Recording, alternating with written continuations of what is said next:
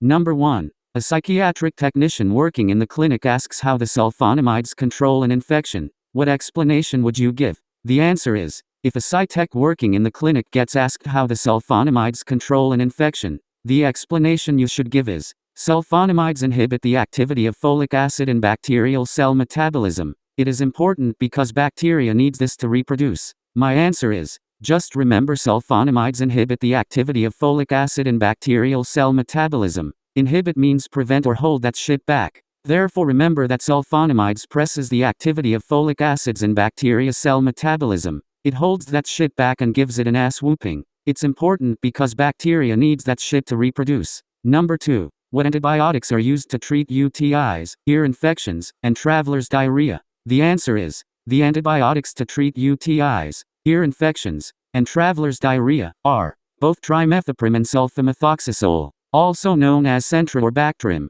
They are two medications that have been used together. They treat bacterial infections including UTIs. They belong to a class of medications. They are known as sulfonamide antibiotics. My medical answer is, the antibiotics to treat UTIs, ear infections, and traveler's diarrhea are both trimethoprim and sulfamethoxazole, also known as Centra or Bactrim. They're mixes together and treat bacterial infections. Trimethoprim and sulfamethoxazole are sulfonamide antibiotics. Number 3. What are some nursing interventions that are done when administering mefenide or silver sulfadiazine? The answer is, the nursing interventions that are done when administering mefenide or silver sulfadiazine are checking for allergies and pre-medicate with pain meds. My medical answer is, the nursing interventions that are done when administering mefenide or silver sulfadiazine are pre-medicate before applying mefenide, pre-medicate before applying mefenide, and pre-medicate before applying mefenide. Number 4a. What is a potentially painful problem of the urinary system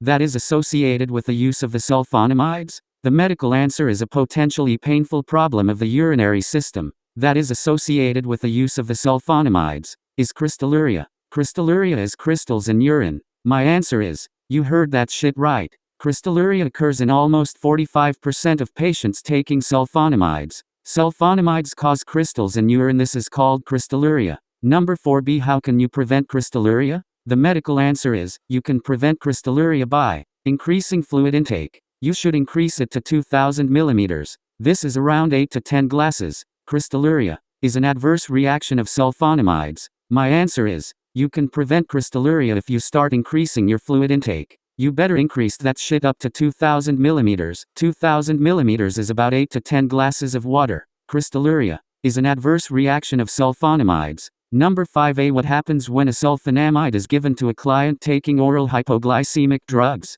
The medical answer is, what happens when a sulfonamide is given to a client taking oral hypoglycemic drugs is, it may increase hypoglycemic effects, resulting in lowering blood sugar. My answer is, what happens when a sulfonamide is given to a client taking oral hypoglycemic drugs is, that might increase hypoglycemic effects. Hypoglycemia. Hypo means low, so hypoglycemia will lower blood sugar. Number 5b. What should be monitored closely? When a sulfonamide is given to a client taking oral hypoglycemic drugs, what should be monitored closely? The medical answer is, what should be monitored closely is blood sugar and adverse effects. My answer is, when a motherfucking sulfonamide is given, what you should monitor closely is that fucking blood sugars and adverse effects, cause there is a chance that shit might be off the roof. Number 6. What are the instructions to give to a client taking sulfonamides? The medical answer is, the instructions to give to a client taking sulfonamides are, take with a full glass of water, take on an empty stomach, 1 hour AC or 2 hours PC, finish the full course of treatment, cover with hat, clothing and sunscreen for photosensitivity. My answer is, the instructions when taking sulfonamides are use sunscreen, and cover with protective clothing with sun exposure, cover with hat, and report if there are any rashes, sore throat, fever or mouth sores. Number 7. What are some side effects that a client receiving sulfonamides should be told to expect? The medical answer is, some side effects that a client receiving sulfonamides should be told to expect are photosensitivity, anorexia, NV, lethargy, and HA. My answer is, some side effects that a client receiving sulfonamides should be told to expect are photosensitivity, anorexia, nausea and vomiting, laziness, and headache. Number 8. What are symptoms of Stevens-Johnson syndrome? The medical answer is, some symptoms of Stevens-Johnson syndrome are Fever, cough, skin lesions like wheals and blisters on skin and mucous membranes. My answer is, remember that Steven Johnson ain't just any guy. Steven Johnson will fuck your shit up. He will give your ass a fever from the ass whipping he is going to give you.